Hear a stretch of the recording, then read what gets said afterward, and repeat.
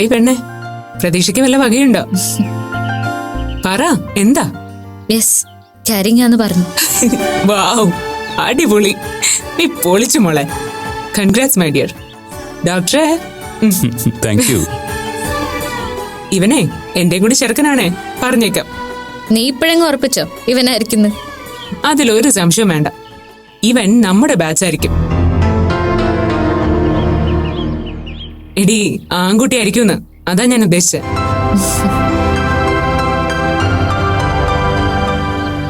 ഒരർത്ഥത്തിൽ ഇന്നത്തെ ദിവസം എനിക്കങ്ങ് ഇഷ്ടപ്പെട്ടു മോളെ. അപ്പവും മാളും കൊള്ളാം.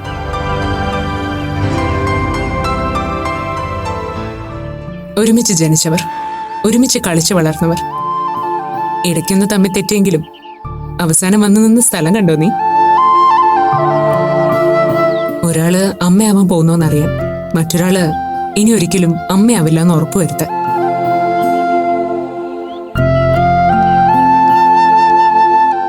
കൊള്ളാം.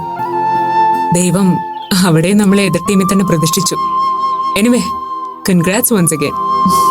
ഡോക്ടറെ, അപ്പൊ എങ്ങനെയാ ചെലവ്? അതിനെന്താ, അപ്പോ പറഞ്ഞു എങ്ങനെ വേണമെങ്കിലും ആവാം. ഏതായാലും ഇപ്പോഴത്തെ അവസ്ഥയില് ചെലവിന് പറ്റിയൊരു അന്തരീക്ഷം അല്ലല്ലോ ഡോക്ടറെ. എല്ലാം ഒന്ന് കലങ്ങി തെളിയട്ടെ. ദേ, ഇവനും കൂടി വരട്ടെ. എല്ലാത്തിനും പലിശ സഹിതം നമുക്ക് ഒരുമിച്ച് അങ്ങ് ആഘോഷിക്കാം. എന്താടി, അതുപോലെ? അപ്പോ ഇനി എന്താ പരിപാടി? ആ, ഡിസൈൻ്റെ ആയിരിക്കും. ആന്റിയോട് പറ, ഒരു മുത്തശ്ശി കുപ്പായം തയ്പ്പിച്ചിരുന്നോളെ. തന്റെ ഊഹം തെറ്റിയില്ല, മമ്മിയാ. മമ്മി, ഡോക്ടർ കണ്ടിട്ട് ഇറങ്ങി. സന്തോഷായിടി, ഒരുപാട് ഒരുപാട്. എന്നാ ചെല്ല്, ചെന്ന് അശ്വതി ആന്റിയോടും മുരളി അങ്കിളിനോടും വിവരം പറയും.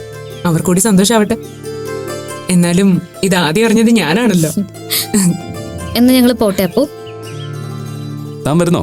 ഞാൻ ഡ്രോപ്പ് ചെയ്യാം. വേണ്ട ഡോക്ടർ, എനിക്ക് 2-3 സ്ഥലത്തോട്ട് പോകാനുണ്ട്. എന്നാ നിങ്ങൾ ചെല്ലും. ശരി.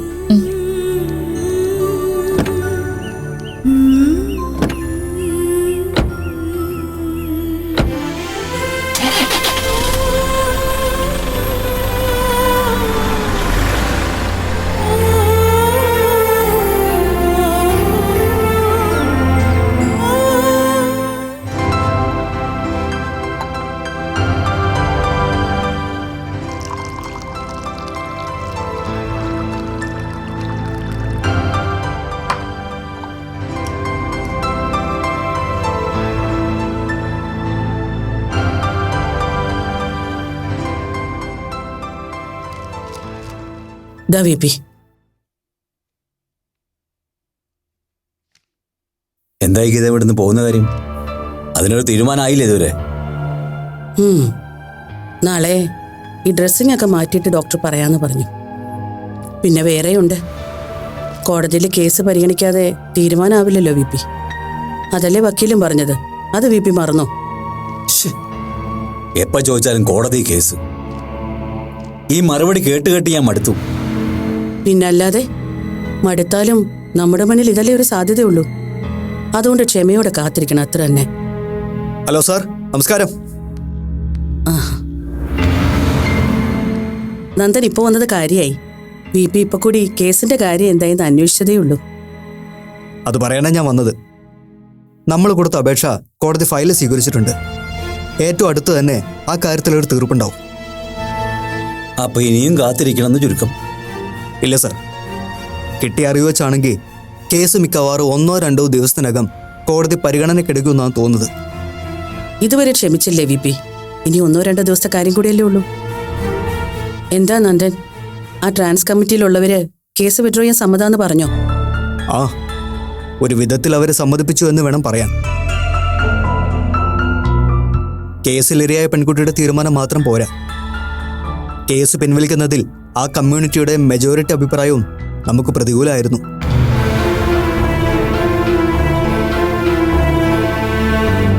പിന്നെ ദക്ഷയാണ് അവരെ കാര്യങ്ങൾ പറഞ്ഞ് കൺവിൻസ് ചെയ്ത് കേസ് വിഡ്രോ ചെയ്യാൻ സമ്മതിപ്പിച്ചത്. ഇവരൊക്കെ എന്തിനാണ് ഇങ്ങനെ ഭയക്കുന്നത്? അവർക്ക് സമ്മതമല്ലെങ്കിൽ നമ്മൾ കേസുമായിട്ട് മുന്നോട്ട് പോകുന്നു. ഇതിന്റെ പേരിൽ എന്നെ ജയിലിലടയ്ക്കാനൊന്നും വകുപ്പില്ലല്ലോ. വി പിക്ക് ഇപ്പോഴും കേസിന്റെ ഗൗരവം മനസ്സിലായിട്ടില്ല നന്ദൻ. ഇതൊരു നിസ്സാര കേസാണെന്ന് വി പി ധരിച്ചു വച്ചിരിക്കുന്നത്. അങ്ങനെയല്ല സാർ, കേസിൽ നമ്മൾ ഇങ്ങനെ ഒരു ഡിഫൻസ് എടുത്തില്ലായിരുന്നെങ്കിൽ ഒരുപക്ഷെ സാറിന് ജയിലിൽ പോകേണ്ടി വന്നേനെ. അവർ കൊടുത്ത കേസിൻ്റെ രീതി വെച്ച് ഇതൊരു നോൺ ബെയിലബിൾ ഒഫൻസ് ആയിരുന്നു. പക്ഷേ സാറ് മെൻ്റലി ഇൻബാലൻസ് ആയിട്ടുള്ള ഒരാളാണെന്ന് കോടതിയെ ബോധിപ്പിക്കാനായതുകൊണ്ടാണ് സാറിന് ഇങ്ങനെയെങ്കിലും ഇപ്പോൾ കഴിയാൻ പറ്റുന്നത്. മിക്കവാറും VP സാറിൻ്റെ കാര്യത്തിൽ നമുക്ക് അനുകൂലമായൊരു നിലപാട് കോടതിയിൽ നിന്നുണ്ടാവും തന്നെയാണ് എൻ്റെ പ്രതീക്ഷ. ഏതായാലും ഡേറ്റ് അറിയട്ടെ. ഞാൻ തന്നെ സാറിനെ കൂട്ടിക്കൊണ്ട് പൊക്കോളാം. ഓക്കെ, ശരി മാഡം. മിസ്റ്റർ നന്ദൻ, കാര്യം നിങ്ങളൊരു വലിയ അപകടത്തിൽ നിന്നാണ് എന്നെ രക്ഷിക്കാൻ ശ്രമിക്കുന്നത്. തെറ്റായിനോ? അതിലെനിക്ക് നിങ്ങളോട് ഒരുപാട് നന്ദിയുണ്ട്. പക്ഷെ അതോടൊപ്പം നിങ്ങൾ എന്നെ ഒരു വലിയ കയത്തിലേക്കാണ് തള്ളിയിട്ടത്. സാറെന്താ അങ്ങനെ പറഞ്ഞത്? സോറി, എനിക്ക് മനസ്സിലായില്ല. അല്ല, കോടതി ഞാനൊരു മനോരോഗിയാണെന്ന് അംഗീകരിച്ചു കഴിഞ്ഞല്ലോ. ആ നിലയ്ക്ക് ഇനി എന്തായിരിക്കും എൻ്റെ ഭാവി എന്ന് നിങ്ങൾ ചിന്തിച്ചിട്ടുണ്ടോ?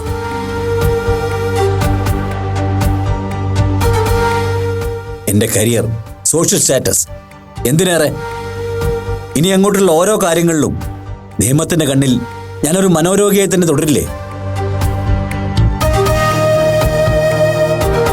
ഇനി എൻ്റെ പ്രവൃത്തിയും വാക്കിനെയും സൊസൈറ്റി അങ്ങനെ ഒരു കണ്ണോടുകൂടിയല്ലേ കാണുള്ളൂ. അതൊക്കെ ഇനി നിങ്ങൾ എങ്ങനെയാ കോമ്പൻസേറ്റ് ചെയ്യാൻ പോകുന്നത്?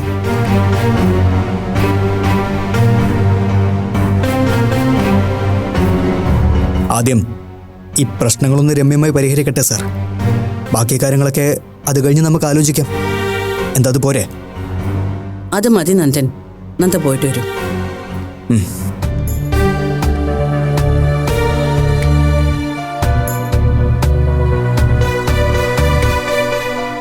മതി.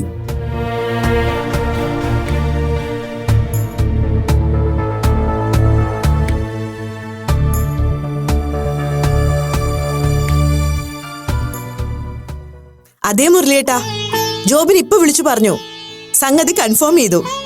അതുകൊണ്ടല്ലേ ഞാൻ മുരളിയേട്ടനോട് ധൈര്യത്തോടെ പറയുന്നത്. ആ അത് ശരി. എന്നിട്ടെന്താ എന്നോട് പറയാതിരുന്നത്? അപ്പൊ അവരോട് ഇന്ന് ഇവിടെ നിൽക്കാൻ പറയാം. ആ ശരി എന്നാ. ആരാ അശ്വതി? മുരളിയെ നീ വിളിച്ച് കാര്യം പറഞ്ഞോ? മുരളിയേട്ടൻ ഇങ്ങോട്ട് വരുന്നുണ്ടമ്മേ. ആഹാ, ഒരു നല്ല കാര്യം അറിഞ്ഞതിന്റെ അന്ന് തന്നെ അവന് തിരിച്ചു വരാനായല്ലോ. അതെ, നീ ഒന്ന് മാളുവിനെ വിളിക്കാൻ. എന്താ? അതെന്തിനാമേ? അവരിപ്പോ ഇങ്ങോട്ട് വരുമല്ലോ. അവരിങ്ങോട്ട് തന്നെയാണോ വരുന്നതെന്ന് ഉറപ്പ് വരുത്തണ്ടേ അശ്വതി? ഇനി ചെറുക്കൻ അവളെ അങ്ങോട്ടെങ്ങാനും കൊണ്ടുപോയാലോ? അല്ല, ആശുപത്രിയിൽ നേരെ ഇങ്ങോട്ട് വരുവാന്നാ ജോബിൻ പറഞ്ഞത്. അതെ, നിന്നോട് ഒന്ന് രണ്ട് പ്രധാനപ്പെട്ട കാര്യങ്ങൾ പറയാനുണ്ട്. എന്താമേ? ഇനിയിപ്പൊ മാളുവിനെ അങ്ങോട്ട് പറഞ്ഞു വിടാതിരിക്കുന്ന നല്ലത്. ഇവിടെ ഞാനും നീയൊക്കെ ഉണ്ടല്ലോ അവളുടെ കാര്യങ്ങളൊക്കെ നോക്കാൻ. മാളു ഇനി പ്രസവം വരെ ഇവിടെ നിൽക്കട്ടെന്ന് പറയണം. അത് ജോബിനും ടീച്ചറും ഒക്കെ കേൾക്കുമേ. അല്ലെങ്കിൽ തന്നെ അങ്ങനെ വാശി പിടിക്കുന്നത് തെറ്റല്ലേ? എന്തോന്നും തെറ്റ്? നമ്മുടെ കുഞ്ഞിന്റെ കാര്യത്തിൽ നമ്മളെക്കാൾ ഉത്തരവാദിത്വം അവർക്ക് കാണുമോ? പിന്നെ കാണാതെ ചിലപ്പോഴേ കാണൂ. അതുമാത്രമല്ല, ജോബിൻ ഹോസ്പിറ്റലിൽ പോയാ പിന്നെ ടീച്ചർ അവിടെ തനിച്ചല്ലേ. ഇവളുടെ കാര്യത്തിൽ എത്രയെന്ന് കണ്ടാ അവർക്ക് മെനക്കെടാൻ സമയം ഉണ്ടാകുന്നേ. അതുകൊണ്ടാ ഞാൻ പറഞ്ഞത് മാളുവിനെ നമുക്ക് ഇവിടെ നിർത്താന്ന്. ഗർഭശുശ്രൂഷയ്ക്ക് ഇവിടെ നിൽക്കുന്ന സൗകര്യം എന്താന്ന് വെച്ചാൽ അവര് വരുമ്പോ തീരുമാനിക്കട്ടെ. എല്ലാ തീരുമാനങ്ങളും അങ്ങോട്ട് വിട്ടുകൊടുക്കാതെ കുറച്ചൊക്കെ മുറുകി തന്നെ നിൽക്കണമെന്നേ. മാളുവിനെ ഇവിടെ നിർത്തണമെന്ന് പറഞ്ഞാ അവർക്കതിന് എതിർപ്പ് പറയേണ്ട കാര്യമില്ലല്ലോ. അമ്മ ഒന്ന് സമാധാനപ്പെട്. അവരൊന്നും ഇങ്ങോട്ട് വന്നോട്ടെ.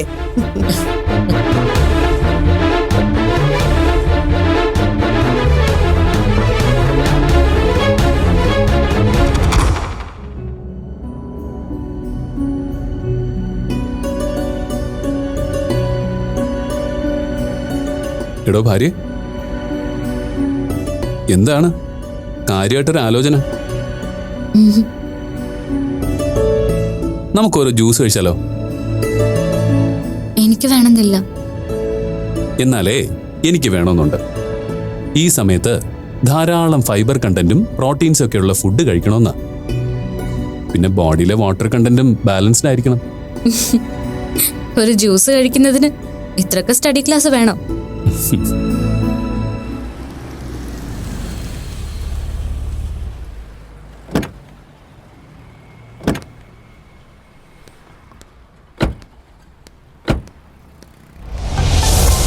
എന്താടോ, തന്റെ പിണക്ക് ഇതുവരെ മാറിയില്ലേ? ആ ഫോട്ടോ എങ്ങനെ നമ്മുടെ ഷെൽഫിൽ വന്നു എന്ന് ഇപ്പൊ ഒരു ഏകദേശ ധാരണയൊക്കെ എനിക്ക് കിട്ടിയിട്ടുണ്ട്. അതിന്റെ പിന്നിലും തന്റെ ആ ഫ്രണ്ടില്ലേ അരുൺ ഭാസ്കർ, അയാളുടെ ബുദ്ധിയായിരുന്നു. അരുൺ ഭാസ്കർ എന്റെ ഫ്രണ്ടാണെന്ന് ഡോക്ടറോട് ആരാ പറഞ്ഞ്? ഓ സോറി, ഞാൻ ഉദ്ദേശിച്ചത് ഒരിക്കൽ ഫ്രണ്ടായിരുന്ന ആളെന്നാ. ഇനി അതും ഇഷ്ടമായില്ലെങ്കിൽ ആ പ്രയോഗം ഞാൻ നിരുപാധികം പിൻവലിച്ചിരിക്കുന്നു. പോരെ? വേണമെന്നില്ല. ഡോക്ടർക്ക് ഇഷ്ടമുള്ളതുപോലെ പറയും. അയാൾ ആരാണെന്ന് എനിക്ക് വ്യക്തമായ ധാരണയുള്ളിടത്തോളം മറ്റുള്ളവർ പറയുന്നത് ഞാൻ ശ്രദ്ധിക്കേണ്ട കാര്യമില്ലല്ലോ. പിന്നെ സാംകുട്ടിയെ വഴിയിൽ വെച്ച് കണ്ടത് ഡേസി ആന്റി എന്നോട് പറഞ്ഞിരുന്നു. അപ്പോഴേ ആ ഫോട്ടോയ്ക്ക് പിന്നിലുള്ള രഹസ്യം എന്താന്ന് എനിക്ക് മനസ്സിലാവുകയും ചെയ്തു. എന്നിട്ട് താൻ അതേക്കുറിച്ച് എന്നോടൊന്നും ചോദിക്കുകയോ പറയുകയോ ചെയ്തില്ലല്ലോ. അതെന്താ? അതിന്റെ ആവശ്യമുണ്ടെന്ന് തോന്നിയില്ല. എന്റെ നിരപരാധിത്വത്തെക്കുറിച്ച് എനിക്ക് ബോധ്യമുള്ളിടത്തോളം കാലം എന്നെ സംശയിക്കുന്നവരെ സംശയിച്ചോട്ടെ എന്ന് കരുതി. അങ്ങനെ പറഞ്ഞ് ഒരാളെ മാത്രം പ്രതിക്കൂട്ടിലാക്കിയതുകൊണ്ടായില്ലല്ലോ. ഞാൻ അങ്ങനെ സംശയിച്ചിട്ടുണ്ടെങ്കിൽ അതിനുള്ള സാഹചര്യം ഒരുക്കിയത് താൻ തന്നെയാണ്. അരുൺ ഭാസ്കർ തന്നെ ശല്യപ്പെടുത്തുന്ന കാര്യം തനിക്ക് ആദ്യമേ തന്നെ എന്നോട് തുറന്നു പറഞ്ഞുകൂടായിരുന്നോ? അതിന് ശ്രമിക്കാതെ എന്നിൽ നിന്നത് മറച്ചുവെച്ച് താൻ ഒറ്റയ്ക്ക് പരിഹരിക്കാൻ ശ്രമിച്ചു.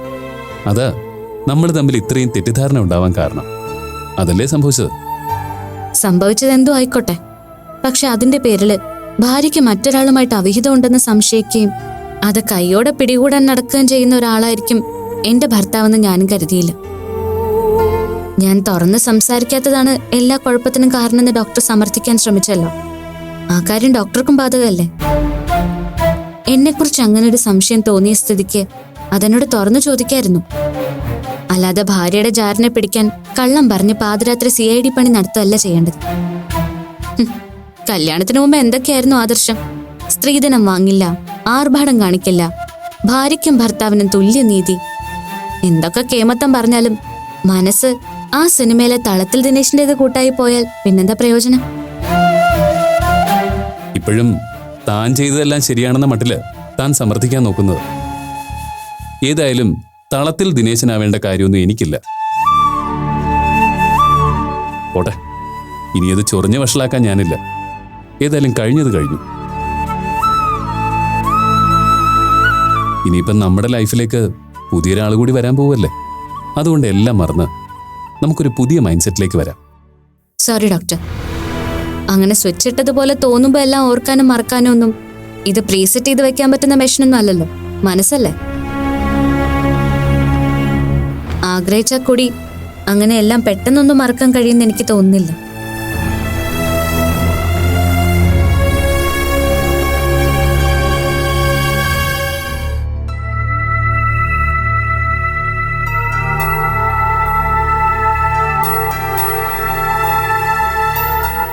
അമ്മൊന്നും കഴിക്കുന്നില്ലേ? ഇപ്പോഴേ വേണ്ട, കുറച്ച് കഴിയട്ടെ. ഇന്നെന്താ അമ്മയ്ക്ക് വിശപ്പും ദാഹമൊന്നും ഇല്ലേ? കുറച്ചു നേരം ആയല്ലോ കൂട്ടിലടച്ച പോലെ അങ്ങോട്ടും ഇങ്ങോട്ടും നടക്കാൻ തുടങ്ങിയിട്ട്. പിള്ളേരെ ഇതുവരെ കാണുന്നില്ലല്ലോ അശ്വതി. ഇനിയിപ്പോ ഡോക്ടർ അവളെയും കൊണ്ട് വീട്ടിലേക്ക് എങ്ങാനും പോയതായിരിക്കും. ഏയ്, അങ്ങനെ ആവാൻ വഴിയില്ല. ജോബിന് ഇങ്ങോട്ട് വരുമെന്നല്ലേ പറഞ്ഞത്.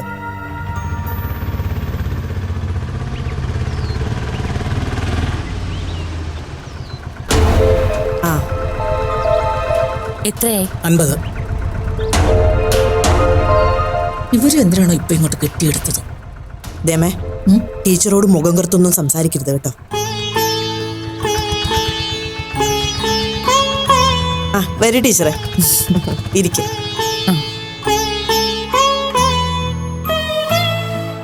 ഒറ്റയ്ക്ക് അവിടെ ഇരിക്കാൻ ഒരു മൂഡ് തോന്നിയില്ല അശ്വതി. ജോബിനെ വിളിച്ചപ്പോ അവര് നേരെ ഇവിടേക്കാ വരുന്നെന്ന് പറഞ്ഞു. പള്ളിയിലൊന്ന് കയറി പ്രാർത്ഥിച്ചിട്ട് ഞാനും ഇങ്ങി പോന്നു. അതേതായാലും നന്നായി. ഒരു നല്ല വാർത്ത അറിഞ്ഞപ്പോ എല്ലാരും കൂടെ ഒരുമിച്ചുള്ളതല്ലേ അതിന്റെ ഒരു സുഖം. മുരളി വരാറായോ അശ്വതി? പോയിട്ട് കുറച്ചു ദിവസം ആയല്ലോ. അശ്വതി വിവരം അറിയിച്ചില്ലേ മുരളിയെ? ഞാൻ അപ്പ തന്നെ വിളിച്ചു പറഞ്ഞു. മുരളിയേട്ടൻ ഇന്ന് വൈകുന്നേരം എത്തും എന്നാ പറഞ്ഞിരിക്കുന്നത്. ആ, അതേതായാലും നന്നായി. ഇന്ദിരാമ്മ എന്താ കണ്ടിട്ട് അറിയാത്ത മട്ടിലിരിക്കുന്നേ? എന്നോടുള്ള പിണക്കം മാറിയില്ലേ ഇതുവരെ? അയ്യോ, നമുക്ക് ആരോടും ഒരു പിണക്കോ ഇല്ലേ. ഞാൻ ഇനി എന്തെങ്കിലും ചോദിക്കുകയോ പറയുകയോ ചെയ്താ ടീച്ചറിനത് ഇഷ്ടമായില്ലെങ്കിലോ എന്ന് കരുതി മിണ്ടാതിരുന്നേ ഉള്ളൂ. ഇങ്ങനൊന്നും പറയില്ല ഇന്ദിരാമ്മേ. അന്ന് അങ്ങനെയൊക്കെ സംഭവിച്ചു പോയി. അതൊക്കെ ഇപ്പോഴും മനസ്സിൽ കൊണ്ട് നടക്കരുത്. ഒന്നുമില്ലേലും ഇന്നൊരു സന്തോഷമുള്ള ദിവസമല്ലേ? അതിന്റെ പേരിലെങ്കിലും ഇന്ദിരാമ എന്നോടുള്ള പിണക്കം മാറ്റിവെച്ചേ പറ്റൂ. ഓ, അമ്മയുടെ സ്വഭാവം ടീച്ചർക്ക് അറിയില്ലേ? അപ്പോഴത്തെ ദേഷ്യത്തിന് വായി തോന്നുന്ന എന്തെങ്കിലും വിളിച്ചു പറയുന്നല്ലാതെ ഒന്നും മനസ്സിൽ വെച്ച് പെരുമാറാൻ അമ്മയ്ക്ക് അറിയില്ലെന്നേ. ടീച്ചർ ഇപ്പൊ പറഞ്ഞപ്പോഴാവും അന്നത്തെ വഴക്കിന്റെ കാര്യം അമ്മ ഓർത്തത് പോലും, അല്ലേ അമ്മേ? ആ, ഞാനങ്ങനെ മറന്നിട്ടൊന്നുമില്ല. പിന്നെ ടീച്ചർ പറഞ്ഞതുപോലെ ഇന്നൊരു നല്ല ദിവസമായിട്ട് വെറുതെ വിഴുപ്പലക്കണ്ടല്ലോ എന്ന് വിചാരിച്ചു. പക്ഷെ ടീച്ചറെ, അറിയാത്ത പിള്ളയ്ക്ക് ചൊറിയുമ്പോ അറിയും. എന്നായാലും പണിക്കരുടെ കൊച്ചിനെ കൊണ്ട് ടീച്ചർക്ക് ഒരു തലവേദന വരുമ്പോഴേ ഞാൻ പറഞ്ഞത് സത്യമായിരുന്നു എന്ന് ടീച്ചർക്ക് മനസ്സിലാവും. അതൊക്കെ എന്തിനാ ഇപ്പൊ ഇവിടെ പറയുന്നേ? നമ്മൾ വെറുതെ തർക്കിച്ചിട്ടും തല്ലു പിടിച്ചിട്ടും കാര്യമുണ്ടോ ഇന്ദിരാമേ? ദൈവം തമ്പുരാൻ എന്താ വിധിച്ചിരിക്കുന്നത് അതല്ലേ നടക്കൂ. ആ ഒരു ബോധ്യം എല്ലാവർക്കും ഉള്ളത് നല്ലതാ ടീച്ചറെ.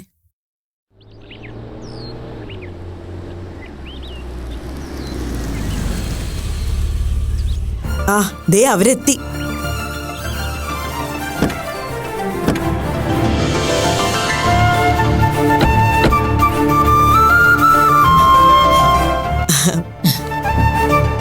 എന്നാലും നീ എന്നെ ഇത്ര പെട്ടെന്നങ്ങ് മുതുമുത്തശ്ശിയാക്കി കളഞ്ഞല്ലോടി പെണ്ണേ. ഈശ്വര സഹായിച്ച് 3-ാം തലമുറയും കാണാനുള്ളൊരു ഭാഗ്യം ഉണ്ടായല്ലോ എന്റെ കൃഷ്ണ സ്വാമി. മമ്മിങ് വന്നോ? ടീച്ചർക്ക് അവിടെ ഇരുന്നിട്ട് ഒരു സമാധാനം ഇല്ലെന്ന്. അതെന്താ? ഞങ്ങൾ ഇവിടുന്ന് നേരെ അങ്ങോട്ടല്ലേ വരുന്നത്. കണ്ടോ അശ്വതി, എനിക്കറിയായിരുന്നു ഇവൻ ഇങ്ങനെ പറയുള്ളൂന്ന്. അതാ ഞാൻ ഇവനോട് പറയാതെ ഇങ്ങോട്ട് പോകുന്നത്. ഡോക്ടർ എന്ത് പറഞ്ഞു ജോബിൻ? മാളുവിന് കുഴപ്പമൊന്നുമില്ലല്ലോ അല്ലേ? ഏയ്, വേറെ കുഴപ്പമൊന്നുമില്ല. ആളിത്തിരി അനീമിക്ക. അത് പിന്നെ ഈ സമയത്ത് യൂഷ്വല്. ഇനി 1 മാസം കഴിഞ്ഞ് ചെക്കപ്പിന് ചെല്ലണമെന്ന് പറഞ്ഞു. മോളിക്ക് വന്നേ, മുത്തശ്ശി ഒരു കാര്യം പറഞ്ഞോട്ടെ.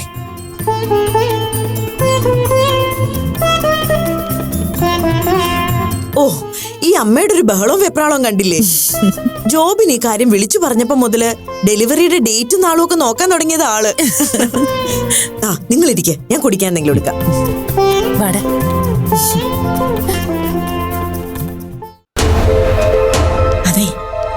ടീച്ചർ എന്തിനാ വന്നതെന്ന് വല്ലതും ജോബിൻ നിന്നോട് പറഞ്ഞു? ഇല്ല. എന്താ മുത്തശ്ശി? ഒന്നുമില്ല. അവരുടെ വരവ് കണ്ടിട്ട് നിന്നെ കയ്യോടെ ഇവിടെ നിന്ന് കൂട്ടിക്കൊണ്ടു പോകാനുള്ള പ്ലാനാണെന്ന് എനിക്ക് തോന്നുന്നത്. അല്ല, മോൾ എന്താ തീരുമാനിച്ചിരിക്കുന്നത്? ഇവിടെ നിൽക്കാനാണല്ലോ നിനക്കിഷ്ടം. ഇനി അങ്ങോട്ട് നല്ല ശ്രദ്ധയും ശുശ്രൂഷയൊക്കെ വേണ്ട സമയമാ. അതുകൊണ്ട് ഇനി പ്രസവം വരെ മോൾ ഇവിടെ നിന്നാ മതി. അതിപ്പോ ഡെലിവറിക്ക് ഇനി ഒരുപാട് സമയമുണ്ടല്ലോ മുത്തശ്ശി. അതിനും മാത്രം സമയം എവിടുന്നാന്നാ നീ പറയുന്നേ? 6-7 മാസം കണ്ണടച്ചു ഉറക്കും മുമ്പേ പോവില്ലേ? അതിനിടയിൽ നിനക്ക് ഇഷ്ടപ്പെട്ടതൊക്കെ വെച്ചുണ്ടാക്കി തരാനും നിന്റെ കാര്യങ്ങളൊക്കെ നോക്കാനും ആ ടീച്ചർമ്മ മാത്രം വിചാരിച്ചാൽ നടക്കുമൊന്നുമില്ല. ഇവിടെ ആവുമ്പോ ഞാനോ അശ്വതിയോ 2-ൽ-1 എപ്പോഴും നിന്റെ കൂടെ തന്നെ ഉണ്ടാവും. അതുകൊണ്ട് ജോബിന്റെ കൂടെ അങ്ങോട്ട് വരുന്ന കാര്യം ഇപ്പൊ ആലോചിച്ചിട്ടില്ലെന്ന് നീ തറപ്പിച്ചങ്ങ് പറഞ്ഞേക്കണം. നീ അങ്ങനെ പറഞ്ഞാലേ ബാക്കി കാര്യം മുത്തശ്ശി നോയിക്കൊള്ളാന്നേ.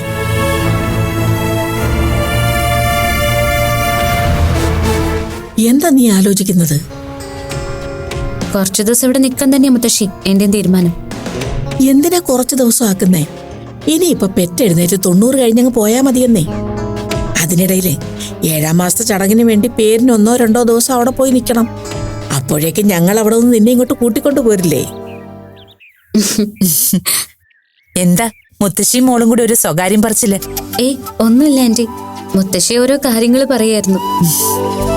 അതെ, ഇനി പഴയതുപോലെ ആരോഗ്യകാര്യത്തിൽ ശ്രദ്ധിക്കാതെ നടക്കാനൊന്നും പറ്റില്ല കേട്ടോ.